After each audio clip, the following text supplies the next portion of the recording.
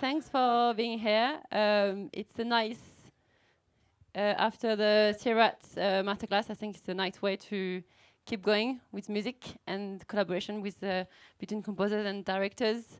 I'd like to say how grateful Nina and I are, and so lucky to have this promotion this year. Amazing, talented people. So thank you so much. It's for every year. It's a surprise to know like the talent we are going to meet, and we're so lucky for to have you here this year.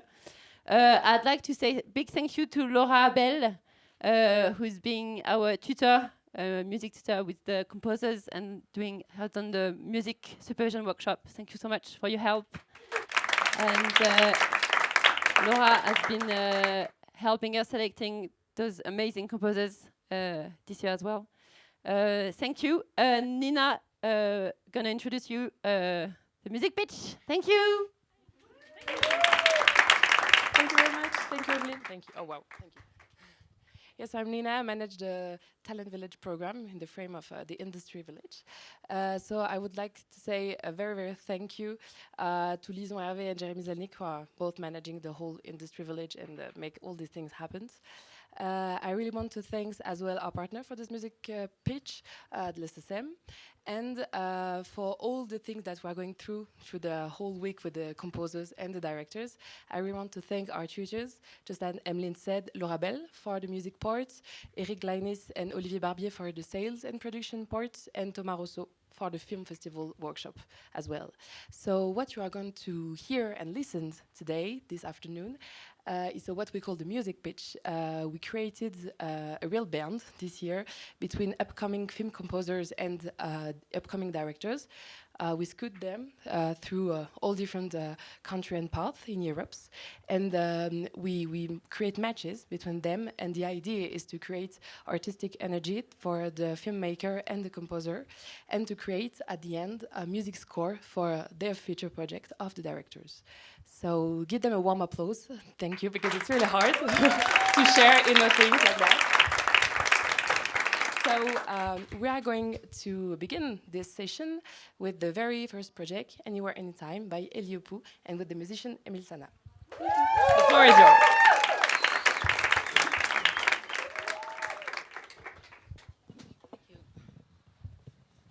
Hello everyone, very happy to be here. So my name is Helio, and I'm the writer and director of Anywhere, Anytime. So I want to speak to you from a place of truth today. And before that, I want to ask you a question. Where do you belong when you belong to nowhere? Anywhere, Anytime is a story of an exceptional convoy. Eden is a comet, and he's a Chinese immigrant who has been adopted by a French family when he was a child. And now as an adult, we follow him. He's a French boy living in Paris like a wild beast. He has no home, so he's living in Charles de Gaulle Airport as a hunting ghost. And his journey will take him to the Gobi Desert in China, where he will meet eventually a military convoy that transports mystery objects, and that object is a spare part of airplane engine. So the final destination is to go to the nameless village in northwest China. And I know this village pretty well because I was born there in 1994, and I grew up until I'm 10. And my parents, my father wanted a boy, and because of the one-child policy, they sent me to France. So now I'm living in France for 20 years. And last year I returned to this village that don't exist on any map. And I think I understand something, which is like something that has been stolen from your childhood cannot be returned to you back. And so, yeah, this is my project. In Anywhere, Anytime, it was born from that fracture. And I want to tell this story because it's a modern portrait of like my generation, which is the generation of people who, live in caught between words, language, bodies, geographies, and languages. So So I met Emile a month ago, and our collaboration was very, I would say, spontaneous, joyful, very intuitive so too. And I want to thank you for all the work that you've made and for your sensibilities and your understanding and yeah, just thank you. Thank you. Yeah. I absolutely fell in love with this project when I first read the treatment, and then we met. And I think what moved me the most, and maybe where we started looking for the heart of the music, was the way that Helio manages to like expand this story, not just to a shared human experience, but almost to like a cosmic, universal, astrophysical level. And that's where we started, like talking straight into metaphysical concepts and metaphors about astrophysics and space-time and plants with no roots and stuff like that. And you were calling the main character Eden a comet, and I thought that was beautiful, and that's maybe where I the quote that I grabbed to start thinking about the music. Because it means we're not trying to place the music in a specific place, a specific culture, a specific time. We're kind of talking about all these spaces and all these times, and it's this constant movement that is the identity of our main character. And you were telling me a lot during the process to be less narrative, which was very interesting and nicely put. Actually, I really vibed with that way of saying it, because it's not about, don't give me the story, don't give me the succession of events. Give me like the fabric, give me the whole musical universe, and that's where we're going for. And we're not like scoring to a specific scene, but like looking for the whole musical language of that film. And yeah, in our first meeting, after all these metaphysical conversations, we ended up with the conclusion of like, okay, so we have to make the music of the universe and of space-time as a whole. So yeah, easy, no pressure with that. And but I realized the only way to do that and to tackle such huge concept was to make it personal and to go back to what really moved me originally. And like you do, like it's a personal story, but that's the only way to talk about such huge concepts. To trust the instinct, and it was a very instinctive process, and trust that artistic vision. And so thank you for letting me do that. Thank you, and I just want to add that usually it's not common that musician, film composer are choosing film director, but I have learned that you have chosen me, so I want to thank you to have chosen me, because all the projects are so cool, and yeah, thank you for that. Thank you so much. I hope you enjoy it.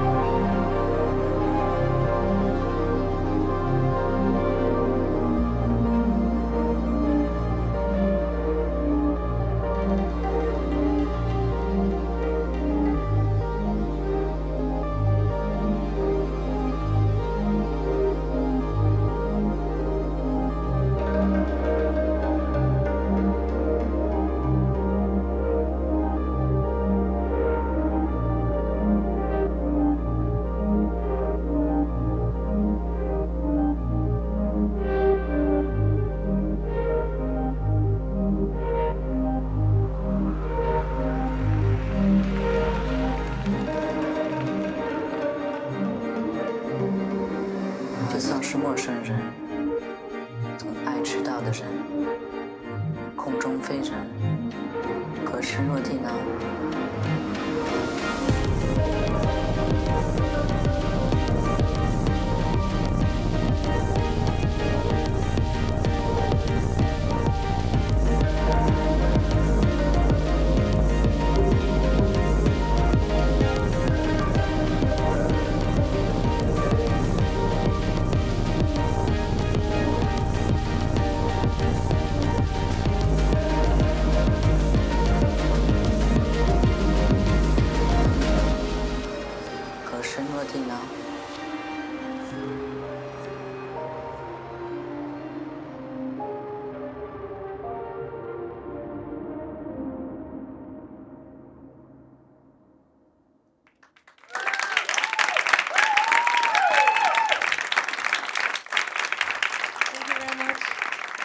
We are going to the Lagoon Blues with Dovidas Draxas and Greg Aleftoyo.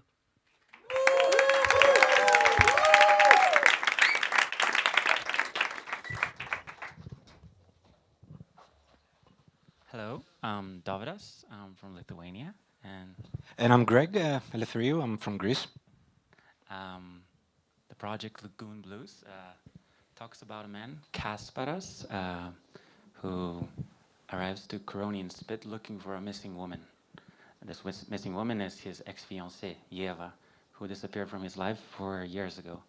Now, Curonian Spit is a remote region in Lithuania. It's a narrow strip of land between a sea and a lagoon. Someone once called it the Northern Sahara because of its vast dunes, and the place has been shaped for many centuries by natural forces. But once the nature was controlled, once the dunes were stopped, it didn't take long for the outsiders to start to romanticize this place. And it didn't take long for the tourism to come here and start gradually erasing the local culture and history of the place. So in the story, Kasparas is forced, while searching for Yeva, he's forced to kind of immerse himself into the local social fabric as he goes door to door, talking to local people who may have encountered this woman. But we soon realized that the concept of memory here in this place is obscure. He can't get any closer to this woman. Instead, the search kind of exposes his emotional void and the wounds that the disappearance of woman left in him. To me, this is a film about a landscape and a woman that wish not to be found, and a fragile man who cannot accept that. When talking about the story and the music with Greg, we were interested to see how to portray the journey of a man lost in landscape while sort of subverting the stereotypical romanticization of landscape, and also in revealing subtle irony of this man's quest. Also, we wanted to, through music, we wanted to reflect the narrative structure of the film by creating a sort of musical dialogue.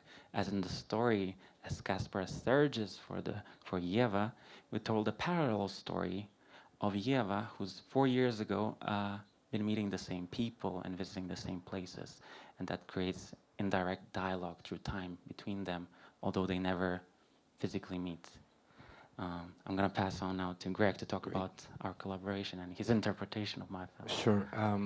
First of all, when I read the Dovidas project, I was very intrigued and inspired by it straight away. And when I read, first time read something, there are words and images into my mind. The words for this one was like an open space, an open air, somehow something lonely, and the sense of moving but not going anywhere. So that was very, very, very inspiring for me. And gladly enough, the first time that we talked together, we were like on the same page.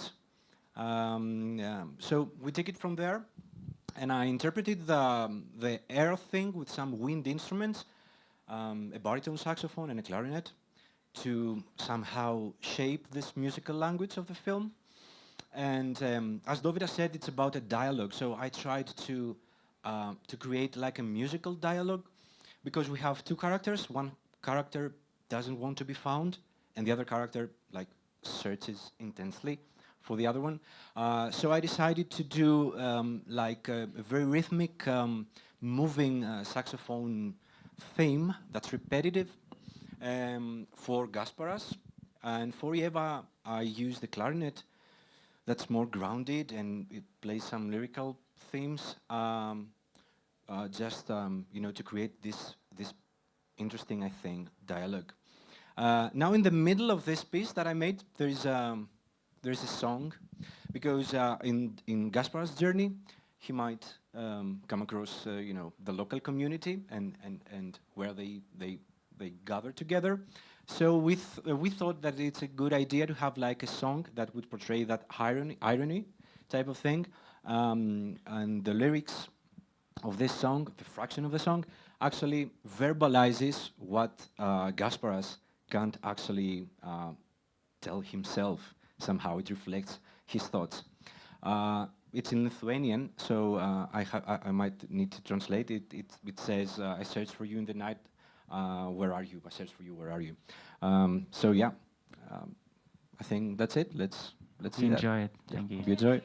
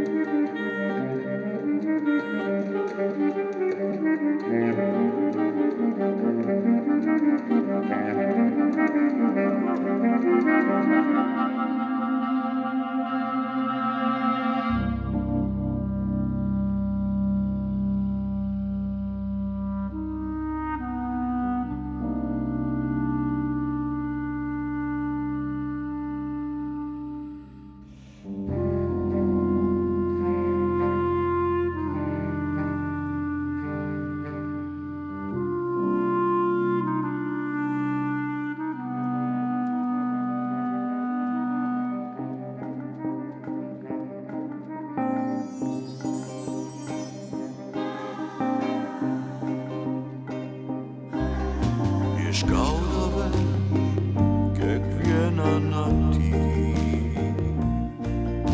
išgaudavę kur tu.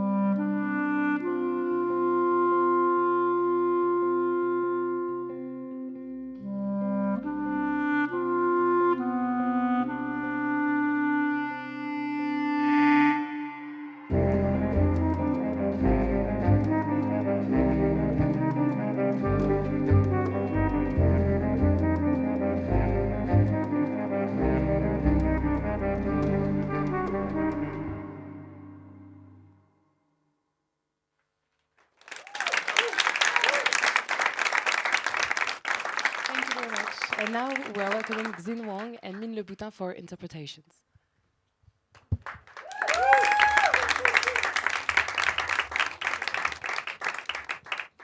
Hello everyone.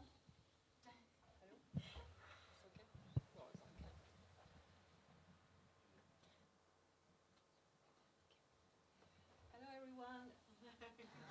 That's all right. I can. Oh. So my name is Xin. I'm a Sino-French director. Hi everyone. Working? Yeah? Working, yeah. My name is Ming Le Boutin. I'm a composer based in France. So I was born and raised in China. I arrived in France at the age of 19 to study. Sorry. So at this point of my life, I'm literally lived one first half in China and the second half in France. And coming from these two completely different cultures creates a constant inner tension in my head because my mind is keep shifting between two different languages, between two different cultures, two different mindsets, two different values. And our project interpretation comes from where this tension and this tension is exactly where interpretation comes from. Sorry for my English, and it's a legal thriller. Okay, so the story takes place in Paris, and the main character is Sébastien, a 40 years old Frenchman who has spent all his entire life in China, and we call him an Eggman. Do you know what it means, an Eggman? An Eggman is, he was born and raised in China, yellow inside and white outside. It's nothing racist, it's just a visual expression. So one day, Sébastien is forced to go back to France really fast after becoming the scapegoat in a dark pharmaceutical scandal. And when he arrives in France, he realized he didn't have any other talent than speaking Chinese, so he passed the exam of the court interpreter. And his first case is about an undocumented Chinese woman, Emeline, accused of murdering her roommate. And Sébastien discovers a big mistranslation in her confession, and he realized that the entire case is built on misunderstanding. So from there, the story becomes about the lawyer Claire, a very strong, determined woman, and Sébastien challenged the entire justice system and joined their forces to uncover another truth. So in the interpretations is told by 3 different point of views, like my short movie.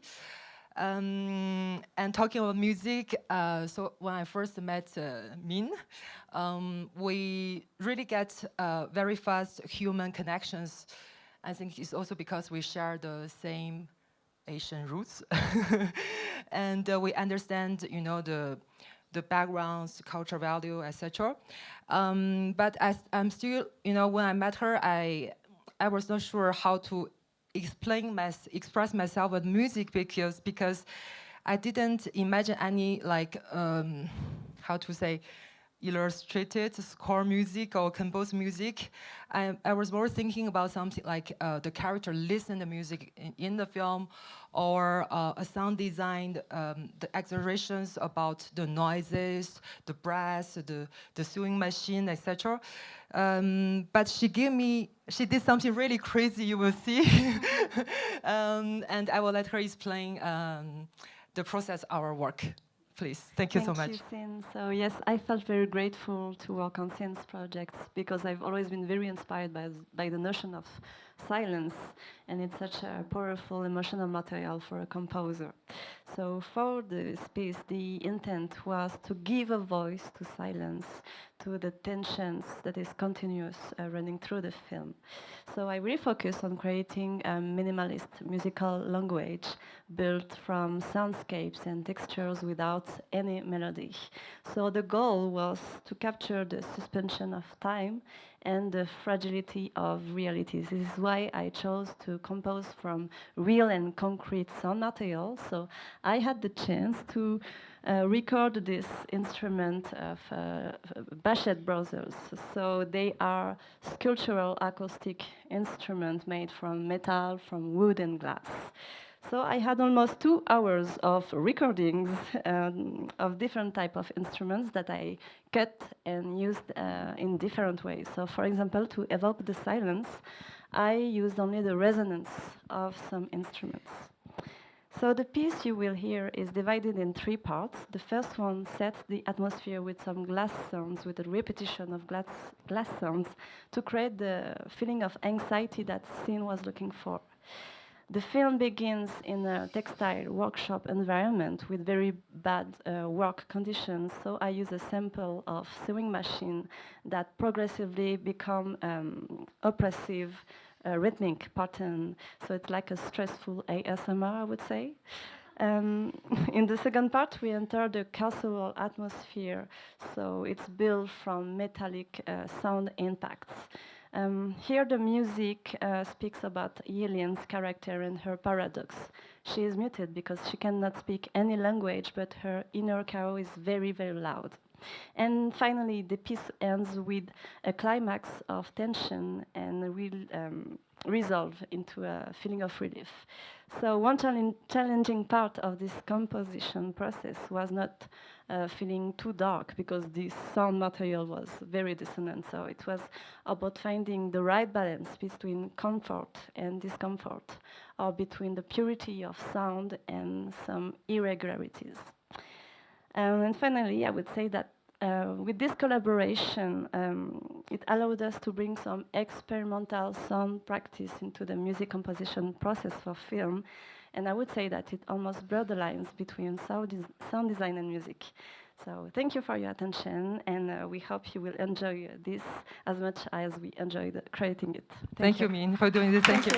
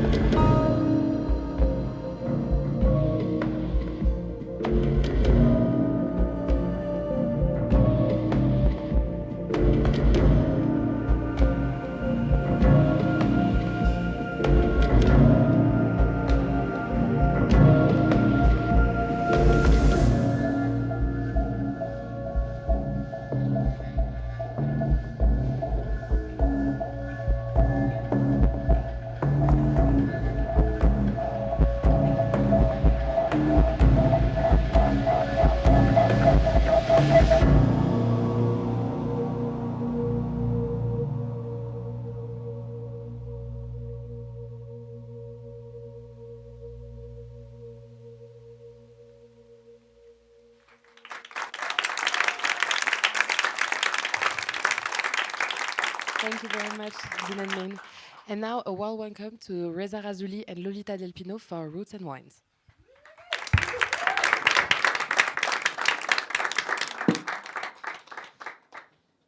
Don't be shy.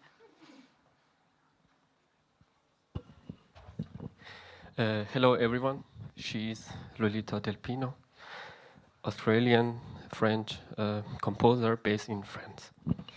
And hi everybody, this is Reza Razuli, a great film director and recently a dad, and I know, congratulations to him. And we've been working together on Roots and Wind. Let's listen and watch. Oh yes, that's true, we have to watch before.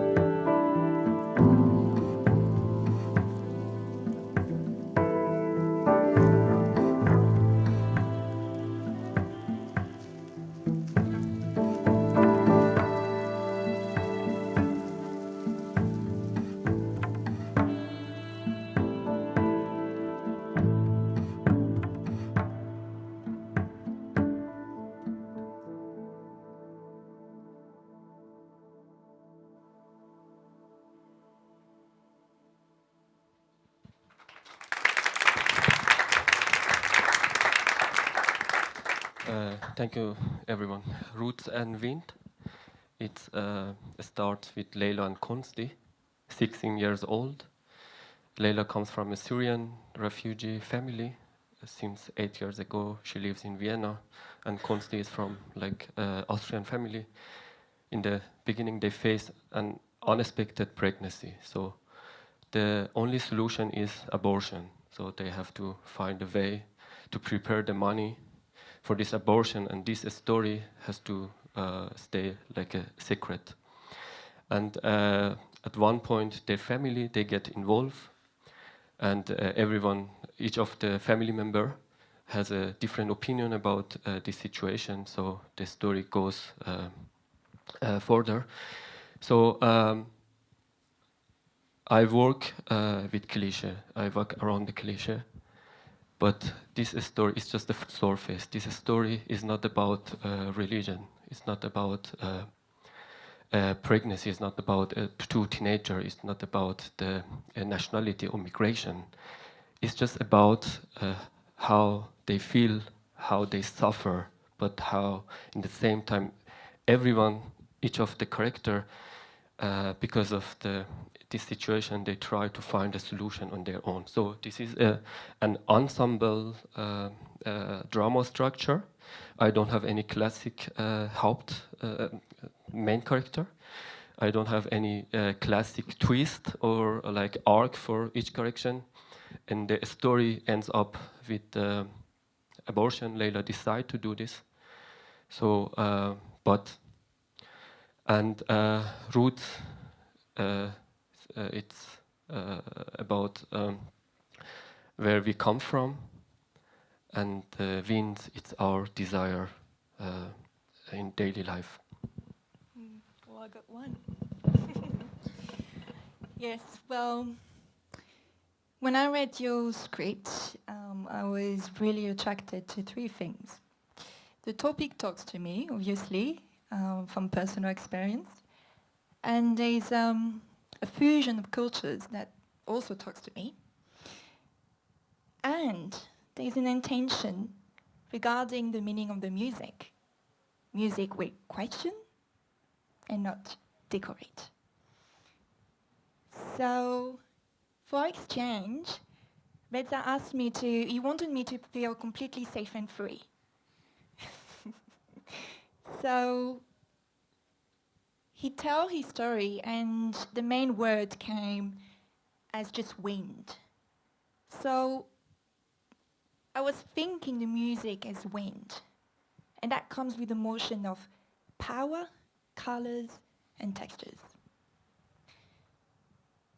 He also shared a playlist that outlining a balance and a fusion between instrumentation and rhythm, between different ethnical background and era. So I detached myself from the script, and I focused on the title. I might just take your microphone if you don't mind. Thank you. And so Roots and Wind, a very poetic way to illustrate the beauty of having to carry on an heritage of background. And that comes with the complex situation of the freedom of thought, which is a human right, and that comes with the form of it's forming our own opinion and beliefs, right? And that pretty often it comes with conflict. The aim of the music was to bring up question over sentiment, to get the fine balance between pulses, deepness, and to get earthy, touchable atmosphere. So I've created these very colorful textures. It's not me, right? It's not time off from you already. And with these colorful textures, we wanted to bring to life the motion of wind. And this motion will blow us to this musical dialogue where rhythm and melody give a flavor of chemistry of sound heritage. So thank you. I had an amazing time, like for both of you, but just again, thank you. And about the music concept, I have made one short film, and after finishing the edit, I asked some trusted people, some friends, some like normal people, just to watch the movie and give me the opinion. And the feedback was really positive, but everyone was like, wow, poor man, like my main character. I could cry for him. I felt like so sorry for him and blah, blah. And at the first point, it's like the story works, the movie works, but it wasn't my attention. I didn't want that they get emotional because of him. I just wanted that they think about his situation and how he feels. Then I couldn't reshoot, so the movie was there. So I became, okay, I have to do something. Then my idea was, okay, I have to choose like some kind of music, what reduce the emotions and makes a balance, makes everything more natural, but it goes deeper that audience has to think more about the situation and not getting emotional, because the emotions they don't stay with us for a long time, but the questions maybe. So it was our idea to go to this direction. Yeah, roots and wind. And yeah, thank you everyone. Also Nina, you thanks everyone else, and also thank the technical technician. team. Yay! Yeah, thank you. Thank you very much. And now the floor is to Chloe Kilpin and Mine Le Boutin for Annie and John projects.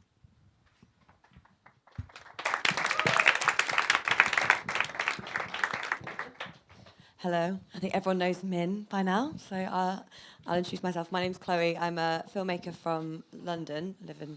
From Nottingham, but I live in London. This project, Annie and Joan, is about two women in their, nearing 60, who unexpectedly find themselves reunited at the coast of their girlhood romance from 30 years ago. And it's set in a holiday resort in the UK along the Devonshire coastline called Croyd Bay Holiday Park.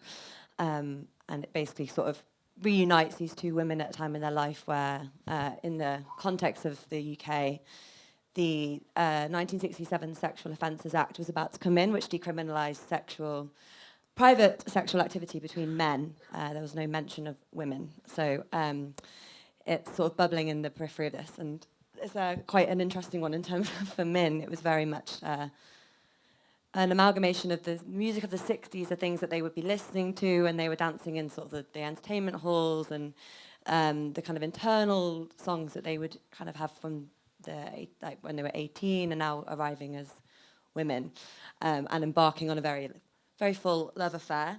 I'd just like to say when they last saw each other, it was the first and last time that Annie had an orgasm, so there's a lot going on. So yeah, it was brilliant to work with Min on this, and I'll hand over to you to talk a bit more about your music, but yeah, thank you. Thank you. So yeah, I really dived into Chloe's musical reference, and her playlist spanned Patti Smith's Dirty Dancing songs, as well as cinematic orchestral music, and as well real peaceful, calm piano pieces by Bill Evans. Since I usually compose contemporary music with digital aesthetic, I was wondering, oh wow, how am I going to create a 60s retro sound without having a band to record? But I realized that the challenge was more to sound vintage and modern at the same time, to capture the intimate feeling of this woman, feeling both young and old at the same time, and feeling the nostalgia, and to evoke her presence at the same time. So I started from the ideas that Chloe's film is a time capsule that question all the untold queer stories that might have been locked. So my main position that came was to create a piece in two parts. The first evokes the dunes and the sea and the feeling of loneliness that Annie's film in the beginning of the film when she arrives in the holiday parks.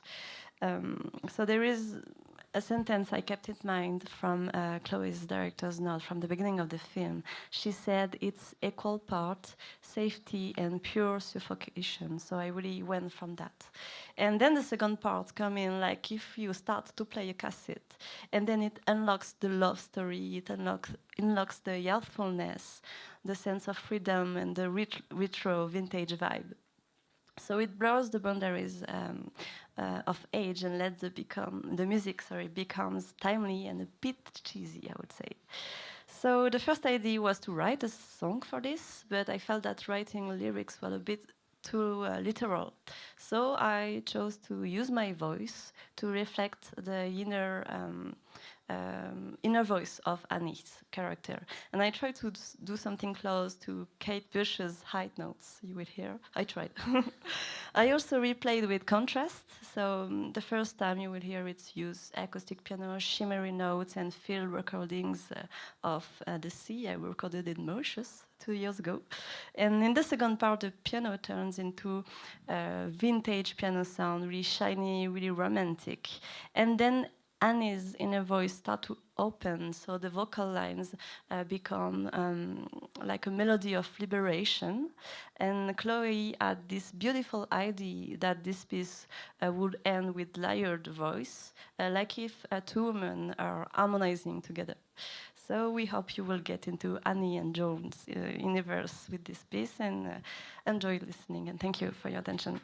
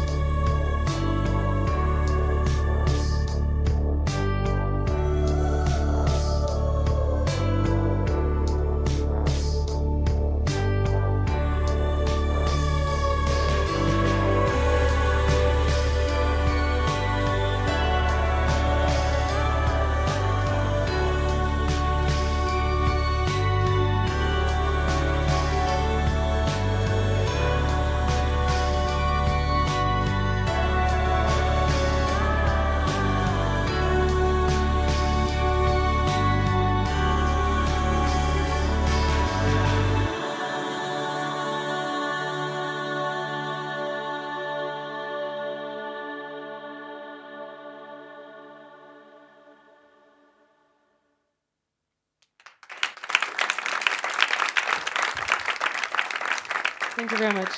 And now it's the turn of our Spanish duo, Fran Marino and Santi Pujol, with their composer Emil Sana, for the project Célula Madre.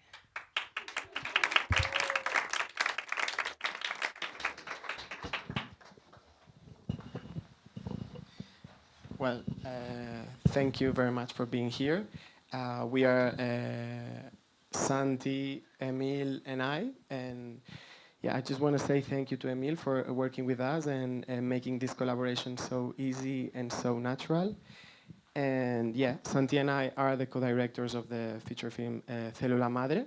And it talks about a mom that is trying to rebuild her relationship with her family again. So the story focuses on Bayi, a mom that finds out she's a compatible donor for the stem cell treatment her son needs. But for giving her son this treatment, she has to quit drugs completely. So because of that, she decided to come back home in Valencia after living many years in Barcelona. And there in Valencia, she's going to face withdrawal in the very first place where all her problems started. And she will also will try to regain her family's confidence again and face her past. Yeah, and this film is about healing. It's inspired on true events, but it's a fiction story about healing in many ways, but not only. And the ultimate way of healing is through forgiveness, and this is something that the character learns throughout the process. Addiction emerges as a central theme, but seen not only substance abuse, but also through this dependency towards family. And music, in fact, is a very big part of Valle's life, the main character.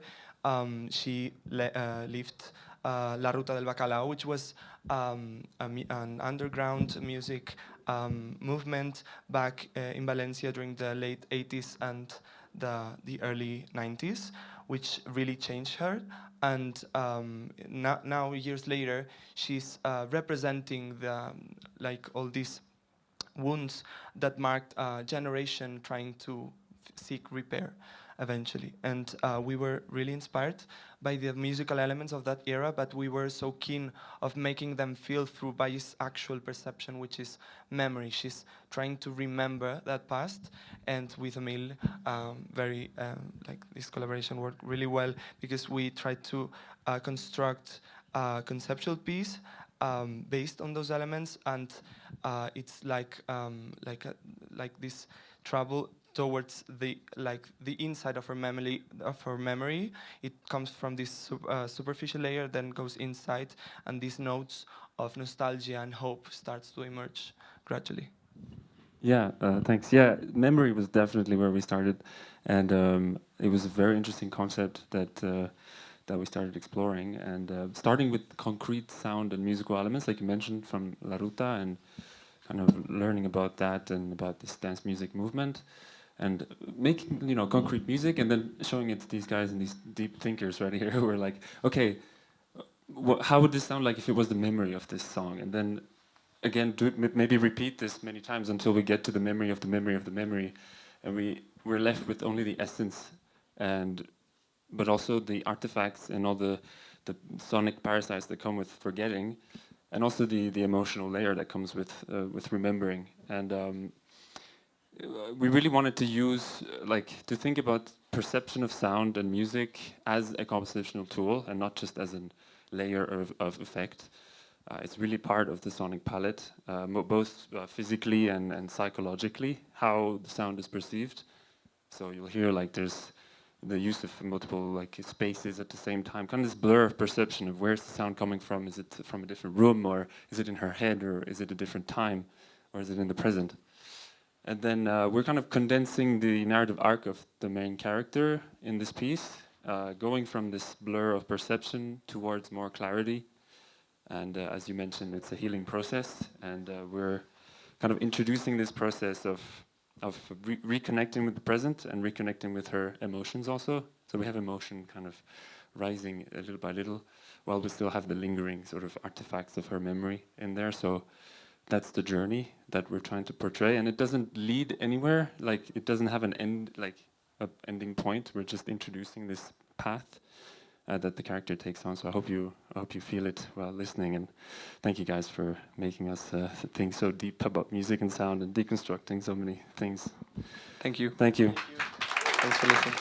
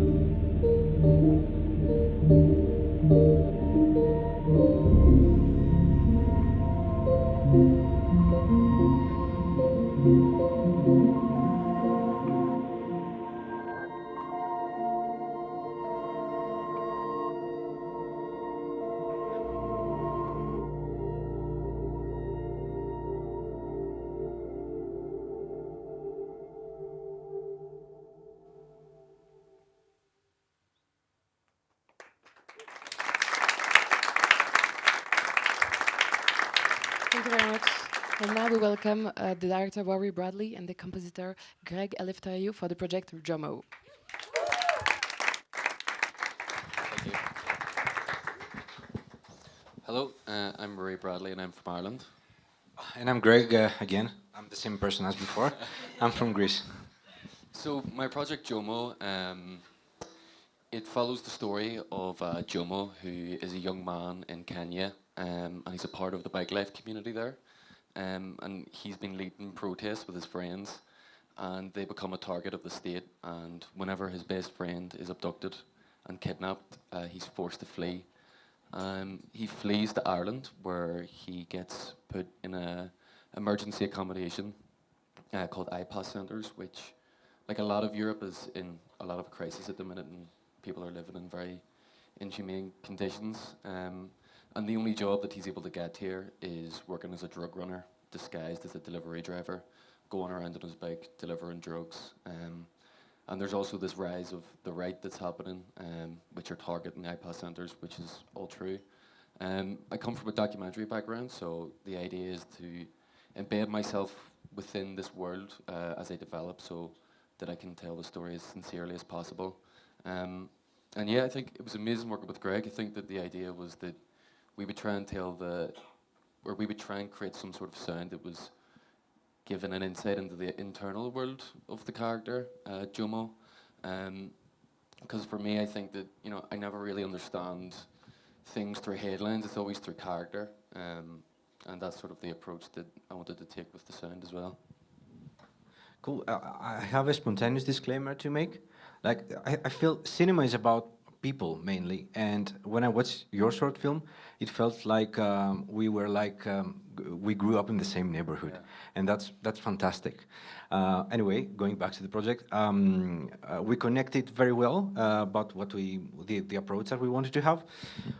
I felt while reading it that we have a character that's his life is chaos, is very tense and everything, but when he rides the bike, boom, he's free. Yeah. And that was the most inspiring part for me to start thinking and writing something. So we try to portray the internal struggle, the internal side of his story. Like he's feeling trapped. He has nowhere to go. You know, all this heaviness and weight that he carries. But when he rides the bike, he's free. So it's a piece that's monthly. It's more of an ambient piece. It's mostly synths, and inside his mind, I realized that there is a huge palette of feelings and colors that we can explore, and there are like synths more heavy that could portray the oppression. There are sparkles of melodic material that somehow could be, you know, some kind of hope. But the highlight for me is towards the end of the piece that there is a choral singing. Again, I sang for some reason. I do it right anyway. In Swahili, which is the native language of the character, and that's quite liberating for me because the translation is free and wild. So it's quite a intense thing. So yeah, the piece explores his internal world and feelings and state, and I hope you enjoyed it. Yeah. Cool. And I'll just say that the beginning, I'm not a sound mixer, so some of the sound design on it is a bit, the levels are a bit off, but yeah, thank you.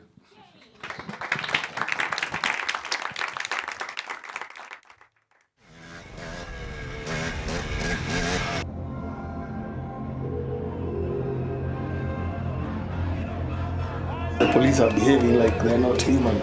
You get somebody missing, you hear it's an abduction, and you never see them again.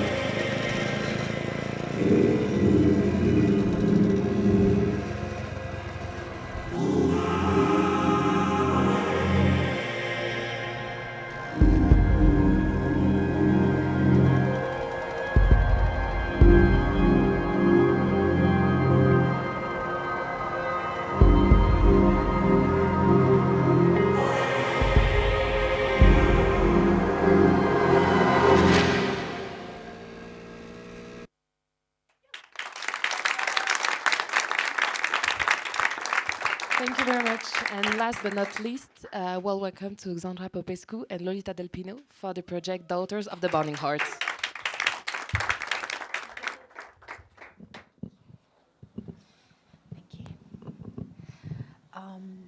Hello, I'm Sandra, and you of course remember Lolita.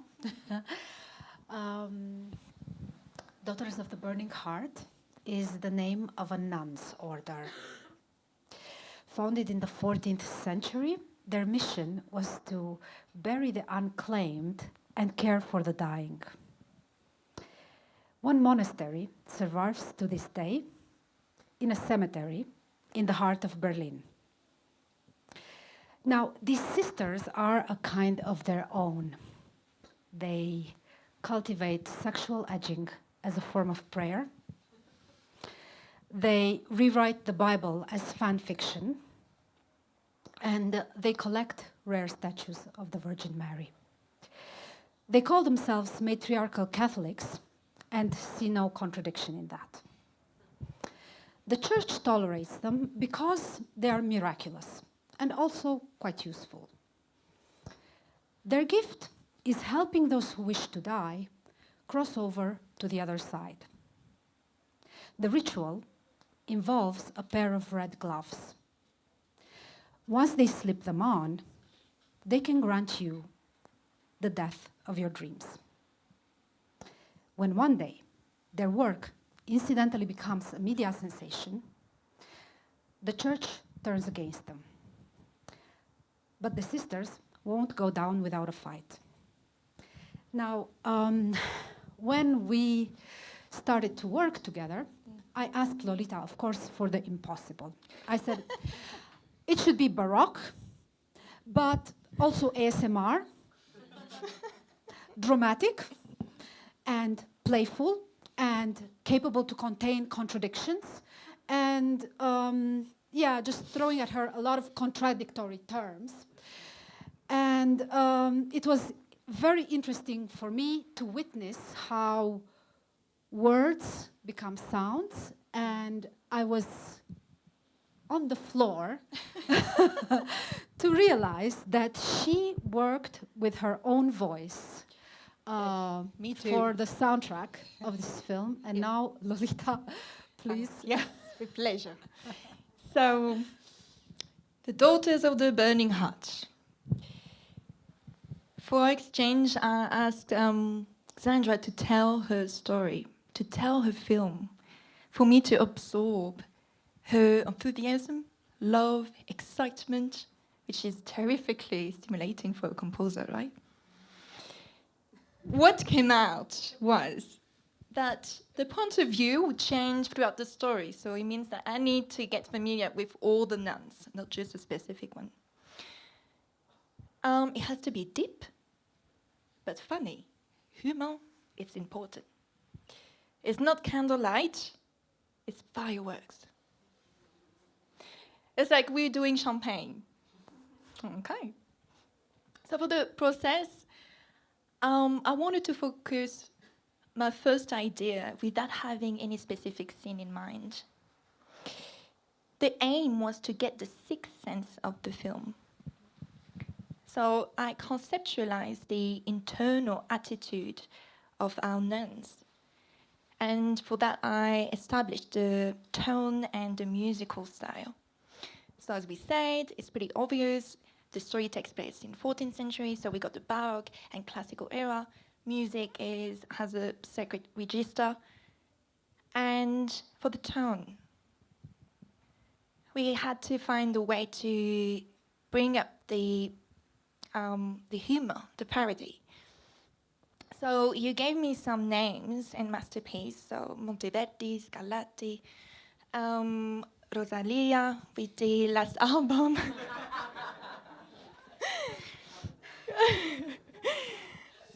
And yeah, so we got our first version with voices only, and we got this sacred vibe, but not the drama yet. So the second version, we had to focus on the orchestral score writing. The drama was there, but not the sense of parody. So I was like, oh, what it is that in opera we just like find everything funny? The vibrato. So I have recorded everything with the vibrato, and we got this the expressing of the boldness of our nuns' attitude. All these with fireworks and champagne. You enjoy.